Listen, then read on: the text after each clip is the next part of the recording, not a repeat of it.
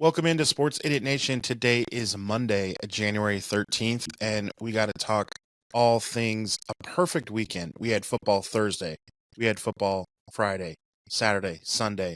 We still have it today, folks, and we are not canceling due to weather. The fires were good from the fires, and unlike Hulkamania, we're used to getting booed.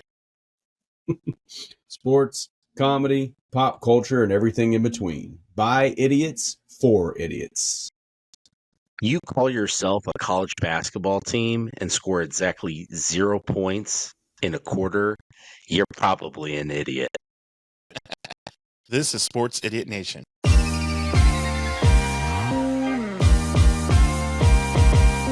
Sports, comedy, pop culture, and everything in between.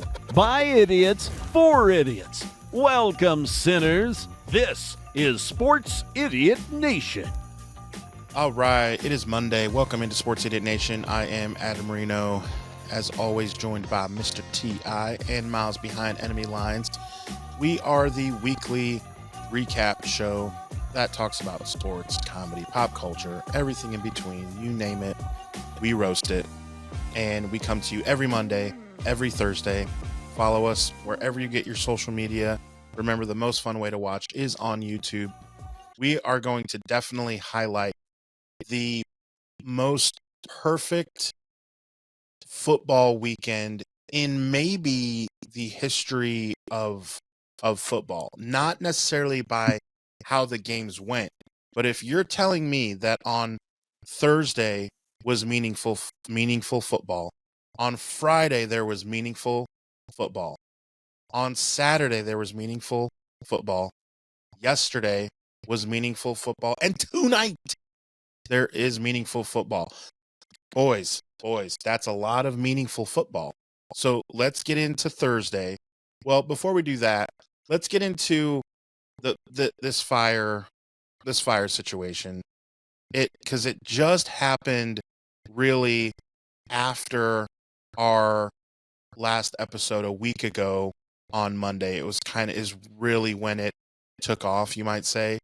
And it is a little bit interesting to note that even my mom mentioned to me over the weekend, she's like, well, it's not East LA. I'm like, what does that mean? And she's like, well, the poor people. And I'm like, oh, so it's different.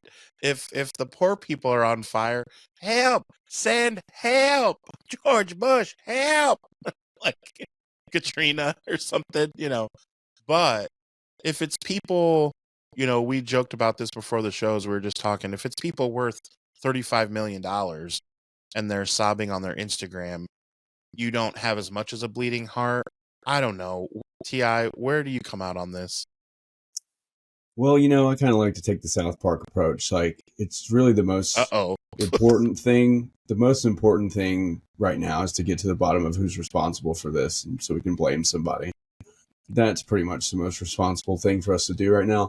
Now, where I stand on voting Democrat, I don't know. If I have to choose, if I have to destroy someone's home, and I have a wrecking ball, my job is to destroy someone's home, and there's two people to pick from, and one of them is a rich celebrity, one of them is poor, I'm probably going to demolish the rich celebrity's home. So yes, that's where I stand. Doesn't mean that I am out here championing for it. But when it comes down to it, I mean, I have to kind of side with your mom there. Like, yeah, at least it is the poor folks that definitely can't rebuild and don't have the capabilities of even putting the life back together. Right. Celebrities, they've got more change in the couch cushions than some of these folks have in the bank. So they'll be okay. It's sad for anybody to lose their stuff and their personal belongings. I'm sure some celebrities and actors and actresses and comedians, they probably have some meaningful awards and things like that are probably important to them. But overall, like, we can replace things. I mean, when the Nashville flood happened, once it got up to my doorstep, I started panicking a little bit, and my wife was like, all right, let's get important stuff and get out of here. And I ran into my office and got all my comic books and video game stuff, and Had the 2 cats. Didn't have a Not the dog at the wedding time. pictures. Didn't have a dog at the time. Had 2 cats. Had my comic books. My wife was like, "What the hell are you doing?" I was like, "We could lose everything in this house. I could replace it with the amount of money that these comic books are worth." So, so like in that situation, I'd be devastated if something happened and I lost some important things like that. But overall, celebrities would be just fine. They'll just be fine. They're human beings too. Deep down, they don't pretend. They don't. On the surface, they don't come across as human beings, but some of them kind of are. Some of them. Just a couple of them. Yeah, Just yeah. a couple of them. Miles, you don't know anyone out there. You don't have any friends or family, do you? Well, I have family that had lived in Anaheim. They have a part-time home, and they go out there and visit every once in a while. Their stuff's perfectly fine, but there have been some campgrounds that they frequented that were completely destroyed. They're very much into nature, into the hiking side of things. So a lot of areas that they either grew up with or had been many, many times were destroyed. I did have a couple of great aunts that lived in Fullerton and Santa Monica. I have no idea if they're still alive. I doubt that they're even still alive. They'd probably be like 98 or 102 by now. So, assuming they're no longer with us, not really much left out there, much like the city itself. So I have family. My aunt on my dad's side, his sister lives out there, not in that area where they had to evacuate, but once you're in the LA SoCal area, it's you feel the heat, you actually feel it, which is an eerie feeling. You see the smoke, but you don't have to evacuate. So it wasn't that as big a deal, but it is a little weird for sure. We live so far away from it, and it's reason number 897 why I got out of there. But yeah, it's weird when Only it's 897. right. There's more. We'll get into it in future episodes. Be sure to That's like it. and subscribe and Check hit the it, y'all. notification bell. Tune in for Adam's next new podcast. Yeah. Reasons why I left California with Adam Marino. Which I will give a shout out because we're getting ready to roll out episode 2 of How It's Related. So How It's Related is a podcast with my cousin who was in a pretty prominent band called Unjust back in the day. And we both love music. And so we started a podcast called How It's Related. And it's about 2 cousins talk about how music relates to them and why it should relate to you. So episode 1 was just released in 2025. Every Wednesday is a new episode. So that means if you're scoring at home, you do have an episode from me on Monday with the homies, Sports Idiot Nation. On Wednesday, you have it with the family. Back to the homies again on Thursday. Monday, Wednesday, Thursday, you can't beat it. And if you're a Niner fan, you got Monday and Friday with Johnny Dell. Shout out to episode 15, where Johnny Dell was on this very show talking all things NFL dynasties. Now it's time to get into a dynasty that had the bye, Kansas City. They were waiting to see who they're going to play. And let's just go down the line. And before we do that, let's get college football because that was Thursday. So, Miles, get into what you did on Thursday and walk us through how everything went down on Thursday. And then, T.I., I'll get to Friday with you. Right. So for that first college football game on, I believe, December 20th, my family came down to Tennessee for the Notre Dame IU game. It was brother versus sister for that. So I had to return the favor, go up to Fort Wayne, Indiana for the ND Penn State game. And that was a kind of a weird game, honestly, because it felt that Penn State had complete control. But the fact that you go into the half down 7, Notre Dame started to, march down the field at the end. And it's like, wait, you just kick the ball through the uprights here. And it's a 1-score game and you get the ball to start the second half. You're in business. And obviously that was very much the case. What happened? They come down, start the second half, tie game. It's like, wait, Penn State's controlled 95% of this game. This game's tied. What the hell? So, sitting on the sofa in the living room I grew up in at my parents' house, that was fun to be with my sister, who obviously is disabled, but her to have the just pure joy of seeing her Notre Dame team actually win a big game. and win 2 of them in the last 2 weeks when they hadn't won a big game since 1993 was really, really something for my parents as well. I was glad they won. I grew up a diehard Notre Dame fan, obviously with going to IU that went away. I am not one of the split fandoms between IU basketball and Notre Dame football, obviously. Thank you. I see. Adam, you're like the relief on your face. So that was a good time to be up there, be in northern Indiana, enjoy that with her. My sister, I mean, she was tearing up with them getting that trip to the national title game and actually earning it this time. I feel like when they went in 2013, it was like, yeah, sure, they were undefeated and they had to be in the national title game, but they were like beating Pitt, a crappy Pitt team in double overtime, and beating Stanford in overtime. Just we all knew going into the national title game that Bama was just going to put them through a wall. But now it's like, no, Notre Dame is beating good teams. They're beating the SEC champion, albeit a backup quarterback. They beat up the runner-up in the Big Ten, albeit they're probably the 4th best team in the Big Ten. They still earn their way to the national title game. And even if they don't win, which I don't think they'll win, it was the best season in my lifetime, being born in 1990, that Notre Dame's had. Yeah, it was cool to see. It was a weird game, definitely back and forth. It was a good football game though. It was just a good football game to watch. It was fun. Again, meaningful football on a Thursday, kicking off this awesome football weekend that we're still not out of yet. I love it. Like we said, we'll talk about tonight's game a little bit later. Ti, let's go to Friday. That was tons of fun too, right? Yeah, Friday morning, I woke up, had a text on my phone from my pal Matthew McConaughey, and he was like, "Hey, Ti, what are you doing today?" And I texted him back, not much. What about you? New phone, who dis? And he was like, "Hey, I got a spot here. You want to come hang out and watch the game?" So I hooked up with my pal Eminem, and we watched the game. And yeah, it was going good for a while, and then he started getting pretty angry. He started drinking a little too much.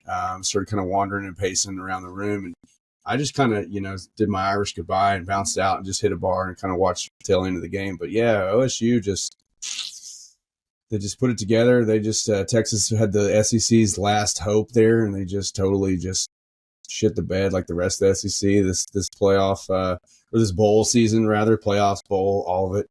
It's all one big melting pot for me at this point until it gets all sorted out on what matters and what doesn't. But maybe we should dive into that a little bit in the next episode. But either way, I was a little shocked. I expected it to be a good game, of course, because obviously you got two powerhouses there. But I thought Texas would find a way to win. I really did. I thought OSU would find a way to choke. I thought Texas found a way to win. Quinn Ewers he was just gross. I felt bad for him. It was like watch something from afar and you just see it's not working out, and you're just like keep just watching like a car wreck. You're just like, surely something has to work right, and it just that goal line stand. That I couldn't believe what I was watching. Like I was like, this is Big Ten football, man. Like man up and make a play, make a stop. And not only did they make a stop, and of course it has to be Quinn. It has to be his roommate. His old roommate at Ohio State. Probably stole his girlfriend a time or two, and now he did. Now he stole his ball and ran away with it. He was like, "It's my ball. I'm going home." And rumbled and tumbled all the way, and pretty much put a bow on it for OSU and ended Texas season. Afterwards, I texted my pal Matthew McConaughey to see how he's doing, and he was like, "I'm not all right. So, here's why I love this show. I'm going to tell you guys. We talk about our meetings before shows are about half of a millisecond. And so if you think we have time to rehearse any of this, you are beyond sadly mistaken. You are just beyond. Wait, are you mistaken. insinuating that I wasn't really hanging out with Matthew McConaughey? I may be an idiot, but I'm not a liar. No, just an idiot. Yeah. Just a I definitely am sinner. insinuating that I did not know that you were going to break out that story. I So mean, that's how my Friday went, man. so then let's get into so as we jump to the NFL, I will say the only game that didn't go kind of really the way most people thought was that Washington game, as Baker Mayfield fumbles and basically coughs up the game, where it's like Baker has all this good stuff, and then at the end of the day, he does something that you're like, okay, this is like Carolina Baker or Cleveland Baker, and they lose. But all the other games were completely almost to the prediction. I'll say, to your guys' chagrin, I know the Houston Texans really put that beat down Mm-hmm. on the Fighting Harbaughs. Yeah, congratulations to the replacement Oilers on their wild card victory. Very proud of them. Very proud of them. And what do you know, Justin Herbert? I saw a meme that said, "Say what you will about Justin Herbert, but man, he throws just a pretty pick. It's just a pretty ball. It's just." I mean, It makes me think of Space Jam, where Jordan's playing baseball and he strikes out and he comes back to the dugout and he's like, "Man, you look good when you strike out. When I strike out, I look so ugly." It's like, Herbert, when you throw a pick, man, you look good doing it. yeah, man. Herbert, I mean, what, he throw 4 picks all season? Bro doubles it in his first playoff game. I mean, dude, Ryan Tannehill was watching that game, was like, bro, he's up on it, you know? He's up on it. Will Levis was laughing at him watching that game, man, you know? It's tough. But it goes to show, man. It goes to show, like I've said it before, man. You got great quarterbacks that just you get in the playoffs. Lamar, he even said it after his game. He was like, yeah, my first couple chances at this, I've just been trying to get the home run play. Like, I'm coming from a different perspective. And it's just, how many times have we seen Aaron Rodgers just steamroll a season, going in playoffs, just disappear? So, I mean, it's tough. Get that one shot there. I would have, and I'm sure all of us would have said the same thing. Like, do you think Justin Herbert's going to throw 4 interceptions? We'd be like, hell no. Here we are. Not with Harbaugh as the coach. Here we are. Before, with the old staff, and in how pick that six, went one down. of them pick 6 at that. It was, it's awful. It was like, that was a la Will Levis, you know. If I'm not mistaken, I think everyone at Applebee's gets 6 free wings. We are not sponsored yet by Applebee's, but Applebee's has here's rats. our pitch. So, eating good in the neighborhood. Found a whole rat in my Cobb salad. That was wild. 32-12. Houston puts the beat down. Didn't see it coming. I wanted Houston to lose, but just did not see that coming. Then what we did see coming was Derrick Henry. We saw him coming from Tennessee. We saw him. Yes. And then the Steelers defense saw him going. It ran away. But so the night Fitzpatrick before got shoved in the next week. I texted you guys. So on our group chat, I was like, "Oh, y'all want to see a dead body?" Like, basically, like, that was bad, because it wasn't like, this wasn't your kid out there, Ti. This is a Pro Bowl. That was he hit him with a Hadouken. Yeah, that it was sodomized. Yeah, and I just know, like, out of all people, you guys are the ones that are like, well, no shock there. You've seen Derrick Henry do his thing. I mean, Josh Norman is still orbiting around the planet. Like, I mean, he That's never when I returned. texted you guys. He never returned back to the NFL. He never even came back. Or planet Earth. Yeah. I texted you guys, boy, this Derrick Henry, could you imagine him in two-tone blue? I know your heart sank a little bit. You put a ha-ha emoji, but I know deep down you were hurt. We Titans fans don't have hearts. They're ripped out.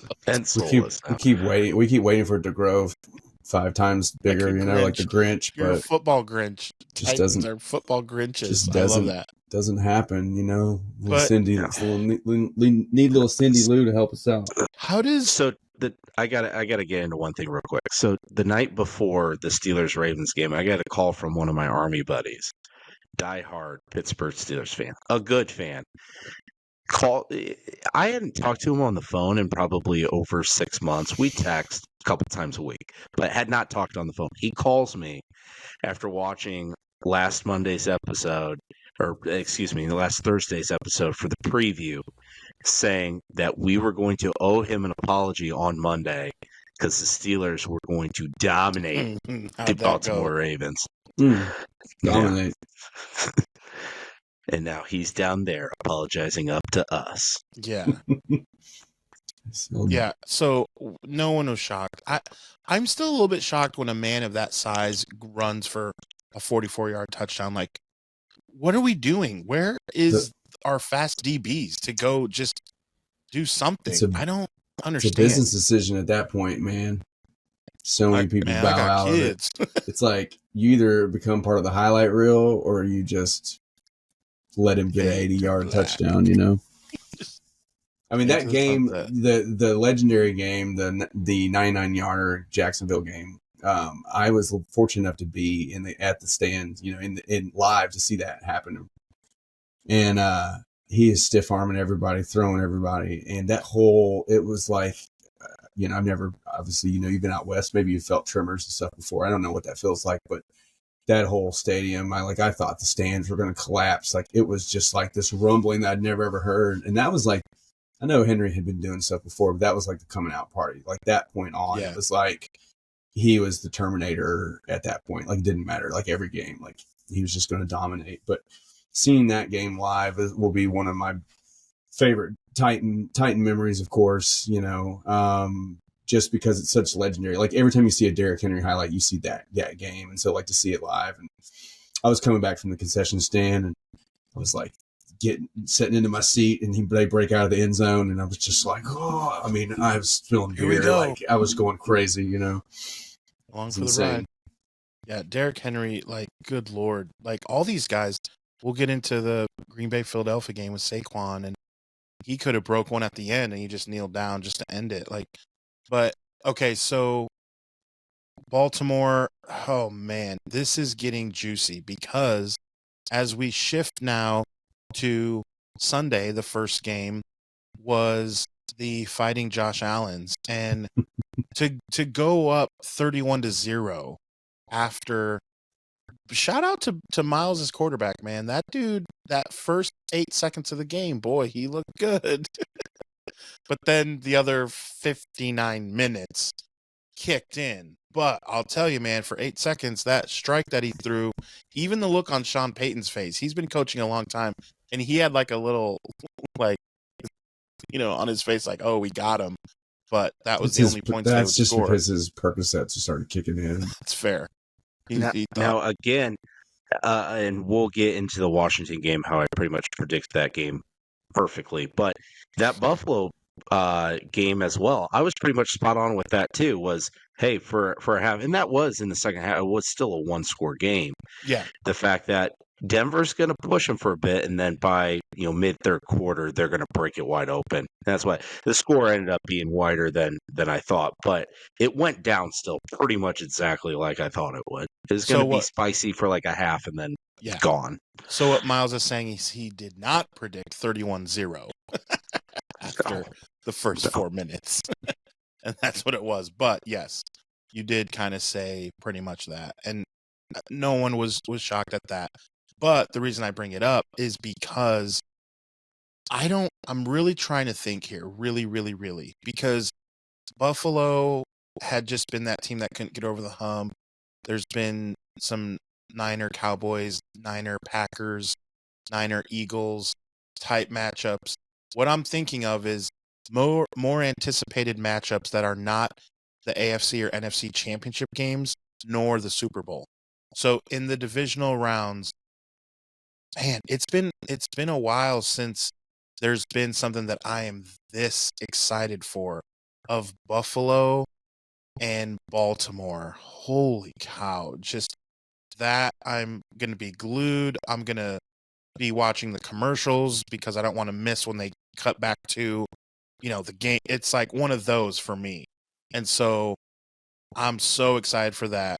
And again, we saw it coming. We're not shocked at all, but So excited for that. And then as we jump to, I don't like how they did all the AFC first and then the NFC and how it's still going to go tonight.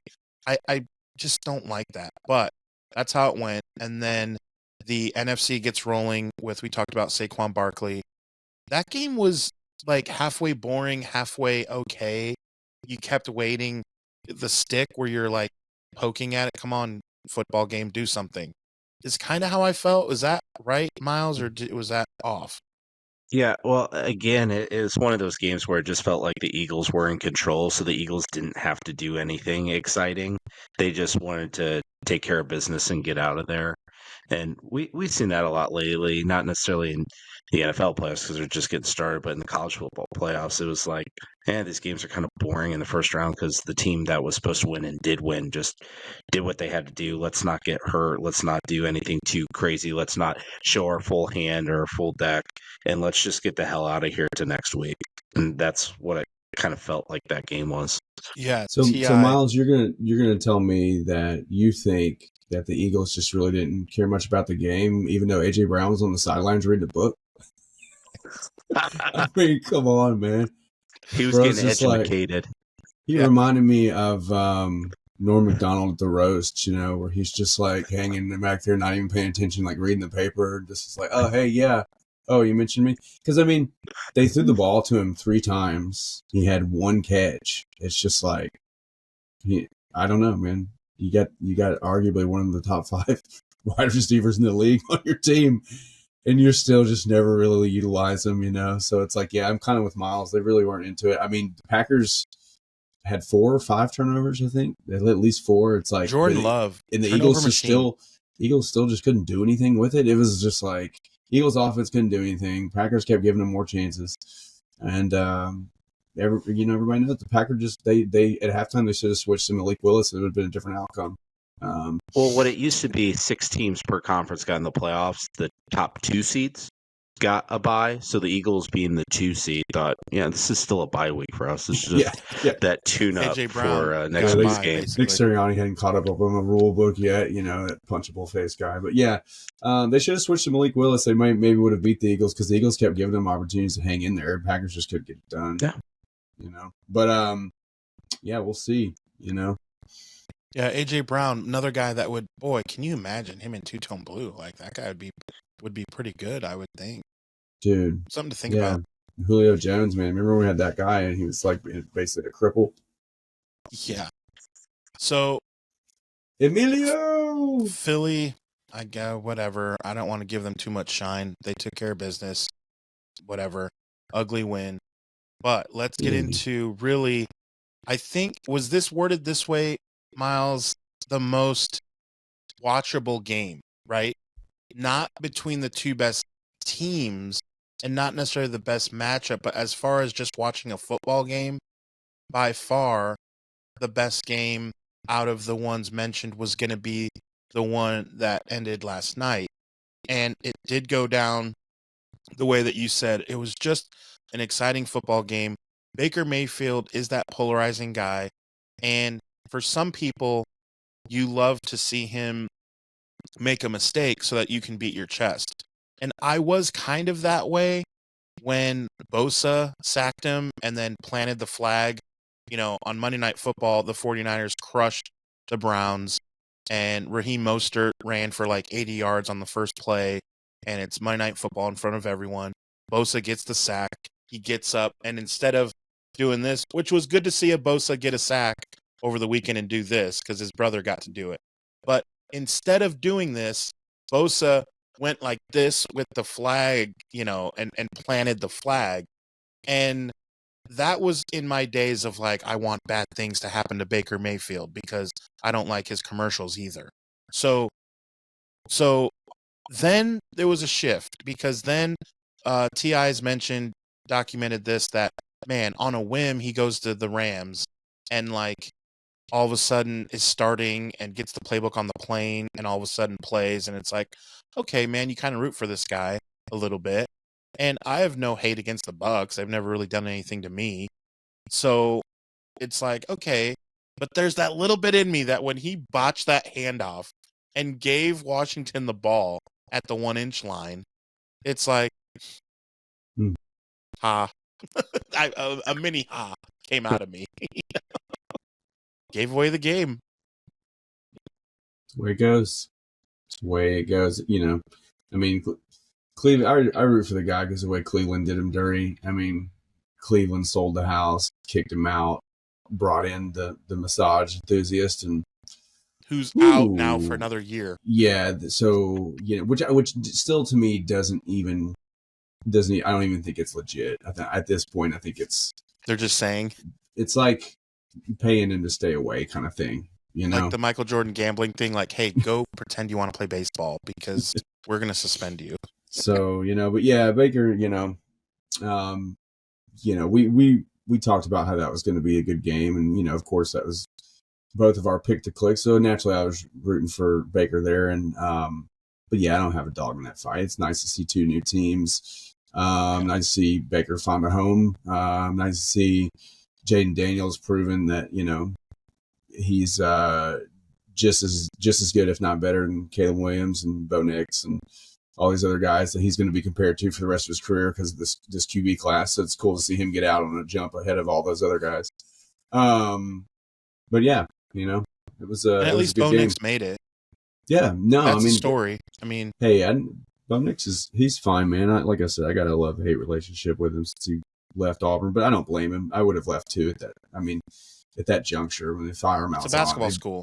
They bring in Brian Harsin. Brian Harsin was such a bad hire. I mean, and he's so petty, dude. This dude was like, he was rooting against, like he was on, the day of the Iron Bowl, he was like on Twitter, like repping Bama or some stuff or whatever. And people were just like, how pathetic can you be? Like, bro, like, high tide. You're a grown man, right? But yeah, that was just a terrible hire. So I don't blame Bo Nix for leaving at that point because Auburn was you could tell that they were headed down a trajectory to be a dumpster fire for a few years. And he didn't want to spend the last 2 years of his career at Auburn doing that. I mean, that would have killed any NFL dreams he had. Yeah, so he did good for him. So I can't really hate on him for that. But yeah, he'll have a good career. It would have been cool to see him get the win. But like I said before, the Bills are, one of the only hopes to keep the Ravens or the Chiefs from winning the Super Bowl. So, I'm all in on the Bills. Hey, if they don't win, then I'll be, so be it. But that's who I'd like to see. I'd like to see Bills Lions in the Super Bowl. I think that could be pretty fun to watch. I think NFL ratings America want that. Yeah. And we get to watch Ryan Gosling versus Chris Pratt in the Super Bowl. Right. A very handsome Super Bowl indeed. Yeah. Yes. Your wives will oh yeah, the Super Bowl, yeah, I guess I'll watch that. You'll be like, honey, why are you so interested? You guys have seen that meme, right? That mom where she's on the plane where she met Josh Allen, and she's like, she goes on Twitter and she's like, I met Chris Pratt today. It's like clearly Josh Allen, but she thought it was Chris Pratt. He's famous, funny. whatever. Yeah. It's a famous, handsome man. All right, cool. So speaking of wishing bad things to happen, I talked about Baker and, Baker gets booed wherever he goes. Before we get into what we think is going to happen tonight, as I am excited for that game, I want to talk about what happened a week ago on Netflix because it's almost like you can't have a conversation get recorded talking bad about black people anymore. It's almost like you can't have that happen. Like, people don't like it. Like, what is the world coming to that you can't just talk down to an overall race about who's dating your daughter? And you can't Papa John's it, You can't Papa John's defense it, Yeah, I mean, it was training. That's the thing. Like that's the thing that's interesting to me with that whole booing thing is that a lot of and I understand it, because it's clickbait, it's clicks. Like, people, that's the world we're in right now. Like, we do the same thing. Like, we want to bait people into, clicking on our memes and things, But a lot of people have spun it both ways. One of them, it's been like, oh, well, he's been very vocal in support of Trump, so he got booed. But it's like, well, so was Undertaker. Yeah, no, that's not it. Undertaker did not get booed at all. You know, and the whole thing was, it's two things. One, it's like a lot of the behind the scenes stuff about Hogan has come out and people have shed him in a different light. And two, he was really there to hawk his really crappy beer. You know, he wasn't there to like support the Raw or Netflix or anything. It was just like he's there to support his beer. So like people saw right through that. So, you know, I'm sure there's a little bit of liberal bias like involved in that booing, but overall, I think it was more so just all the recent stuff that's come out. You know, like you said, like the conversations, and then him firing the ambassador, the brand ambassador thing, and then like them telling him it's all off, and the next week there's like a whole different group of people. I don't know if you've read that story, but like that's a world that I was in for like 15 years, like working in the liquor and wine industry. Is like you have these brand ambassadors for these products, and they go around city to city promoting the stuff, you know, and that whole story is like the timing of it was just impeccable for this whole thing of Raw, because it's like I had no idea about that. So once I started reading more into the whole booing thing, but you know, my solution is he just keep it going, show up, hawk your product. But if it's a red state, you come out as Hulkamania. But if it's a blue state, you come out as Hollywood. You know, that way when you're getting booed, it still fits into the narrative of like the whole storyline, right? It's like, oh, he's the bad guy. Like, let him be the bad guy, you know? So like, because my thing is like, I don't want that to push Hogan and Hulkamania away from like wrestling, because I mean he's good for it. Like we wouldn't even know what this sport was if it wasn't for him. And I mean, right? Yeah, you had Ricky the Dragon Steamboat and Ric Flair and you know Jimmy Superfly Snuka and all these guys, but Hogan's the reason why we all know what wrestling is, you know. So talk of the walk, yeah. So that was pretty shocking to some degree, you know. But I wish people would kind of call it like it is instead of trying to like make it fit their narrative, because it's like it's definitely not. It wasn't all Trump induced, you know, like everybody wants to spin it, you know. It's he's just there being Hogan instead of being an ambassador to the brand. You know, he's there to sell his real American beer, which is reportedly not very good. I've read some reviews of it online that they're like, yeah, it's not very good beer, but there's more choice words that people use to describe it than that. But you know, that movie Can't Hardly Wait, where the nerd drinks the beer, he's like, guys, the beer has gone bad, because he doesn't even know what it tastes like. Can't Hardly Wait. What a good movie. That's a great movie. That's a epic throwback. All you kiddos out there, if you haven't ever seen Can't Hardly Wait, it's worth checking out. Seth Green, when he's like 17 years old or something. I mean, he's real young. Yeah, Jennifer Love Hewitt, my wife. But yeah, no, that whole Raw thing, I mean, other than Hogan getting booed, like it was a pretty extravagant event. I mean, you think about how far wrestling's come, like that was the first time it was like simulcast the same time all across the globe. You know, anybody has access to Netflix, you know, whatever time it is in their area, you know, like California folks were saying, you know, like, hey, we love it. I mean, I usually have to wait until, you know, 9-10 o'clock to even start watching. Like I was able to watch at 5 o'clock, you know. And so, you know, it's, you know, it's a big deal. And they set it up like a pay-per-view, had all the big names coming out. Had John Cena, had The Rock, like, you know, Hogan, I mean, Undertaker. They even talked about like Stone Cold was in talks of coming out, but they couldn't convince him to do it for some reason, you know. Well, he's kind of turned into a recluse, kind of like not in life, but like with the wrestling stuff, he's just like not really like involved with it. Feeling it anymore. They'll Johnny Depp him, you know. They'll Pirates of the Caribbean. They'll wave a carrot in front of his face for the tune of like $20 million or something, you know, for him to do five appearances, you know. Right. But it was cool. It was pretty cool to see. I mean, you know, I've been a big fan of wrestling since I was a kid and loved watching the Saturday night, Saturday night main event and just all the stuff. And I used to love the Attitude Era and when the war was going on back and forth between WCW and WWF. And, I was in all that, like entrenched in all that. So it was just pretty crazy to see it now on Netflix, like, and then see AEW, the competitor, get picked up by HBO Max. Like it's streaming on Max. Like it's a whole different world now, you know? Wrestling Idiot Nation, huh? Yeah, that's right. If you're not following Wrestling Idiot Nation, be sure to give us a follow there. Shout out to Matt. Shout out to Wayne hopping on. Matt's been manning that fort there, so appreciate you, brother. Yep. As a part of all the idiots, of course, father, the grandfather, Titans Idiot Nation, over 32,000 followers strong. And then Sports Idiot Nation, of course, follow us wherever you get your social media. Remember that the podcast comes to you every Monday and Thursday. And Mayday! Mayday! Cover your brains, boys and girls. Put on your tinfoil hats because this is Idiot of the Week. All right, you idiots and sinners, the Idiot of the Week. Giving a shout out to women's college basketball.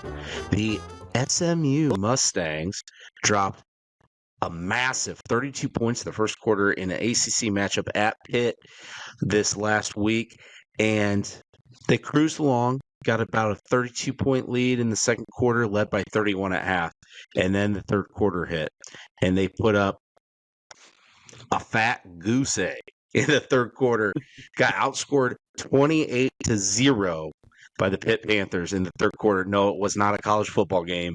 It was women's college basketball.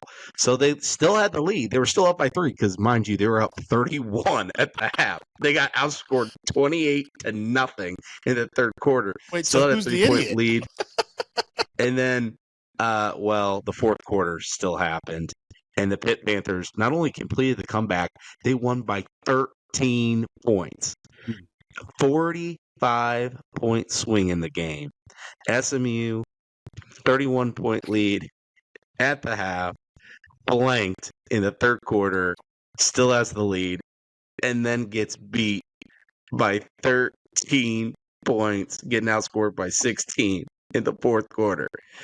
SMU Mustangs, you're the Idiot of the Week.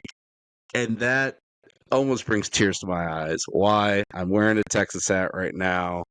Have an announcement. I will be leaving Middle Tennessee, and I am moving to North Dallas, just about 20 minutes away from Highland Park, where the SMU campus is, taking a job with the company I work with now in Denton, a town where I actually filmed against North Texas back in college when I was at IU. So my only time I've really ever spent in Texas, other than being in airports, was in Denton, filming a game at the new North Texas Mean Green Stadium, and now my office is right around the corner from where the Mean Green play, where I filmed 13 years ago. I'm going back, and I'm going back for good. Bring on the Lone Star State. It might be a mistake, but I am messing with Texas. For your first rule of thumb when you get there, could you go to SMU and let the women's basketball team out of the elevator? Because apparently they're still stuck in there on their return back to the court in the third quarter because something must have malfunctioned. Because, I mean, how do you only score 0 points unless you I don't think have as a team? a part-time gig for a little supplemental income, I'll just coach the team because there's no way that's a full-time job. That's good. You could get Adam to help you out. You know, Done it Roles before. reversed. Get the, He can yeah, be my assistant now. yeah, I'm in. that's right. I'm in. Teacher's ass. Yeah, so congrats on the big move to the big state, and just make us one promise that you are excommunicated from ever being a part of Sports Idiot Nation if you buy a Dallas Cowboy jersey. Won't happen. I already told my 6-month-old daughter if she becomes a Cowboys fan, she's kicked out of the family. So we're good Ostracized. there. Definitely won't happen Get to your me. job. And she's been warned. If she forgets, that's on her because I already told her, and I have a witness. So Get your we're job, good honey. there. Go buy your own And, Dallas Cowboys jersey. You have 16,000 witnesses. Yeah, she can move out. No. Yeah, right. Well, when I said to her face to face, my wife was holding her, so she knows. She's tracking. She may be from Brazil. She may not understand football, but she knows of the Cowboys and knows that's a no-go in our household. But with the move coming, going to be moving down there in about 10 to 12 days. So we'll be taking a bit of a hiatus from the Sincast and from Miles Behind Enemy Lines, but I will be back. Yes, so This Thursday, I think what we'll do is we will send you off with a little college football episode to talk through, kind of put a bow on the season, and that'll be your Nice. last episode for a little bit. And then Yeah, we'll we'll check make in it with for you Thursday. when things slow down and you're moved in, and we'll be excited to have our threesome again.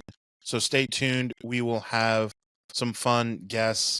Ti and I will hold it down, and we'll have some guests that we've had on before. We'll have new guests. Might even Again, have new a shows. foursome. Might even Yeah. do a foursome. Fearsome foursome, whatever we got to do. We'll still have a show every Do a human Monday. centipede. We might do a human centipede episode. Yeah, Not about the I movies. I do loving Kevin Smith. having a threesome with you guys. So thank you. it thank is you fun. all. Yeah, I like being the middle Hmm. sandwich. So Mhm.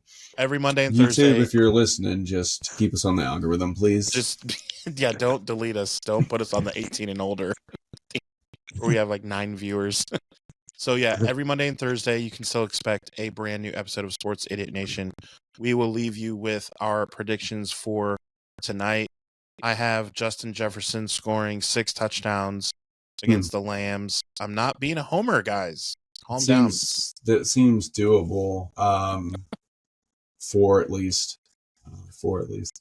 Yeah, I all this year, we've been watching Minnesota keep winning, and we've also been expecting them to stumble, and they just don't unless they face the Lions. NFC North. Yeah. So yeah, I it's hard for me to believe that the Rams are going to beat Minnesota, but again, it's so hard to count Matt Stafford And out. it's not in California. The game's not in California. Well, definitely, it would be anyway. The field would probably be on fire, and they'd probably have to move it anyway. But I don't know, man. It's hard. I really think Minnesota's going to win. I'm hoping for a good game. I'm hoping it's just as good as the Commanders-Bucks game. On paper, It should be. On paper, it should be. You got two teams that have similar weapons. I think Minnesota has a better tight end, obviously, but both of them have great receivers. They've both seem to have a tough quarterback. Matt Stafford's tough as nails. Sam Darnold is coming across as a lot tougher than I ever thought he was. There have been some games where he has taken some hits, like had his head ripped off in the end zone, and that one game where they didn't call the face mask.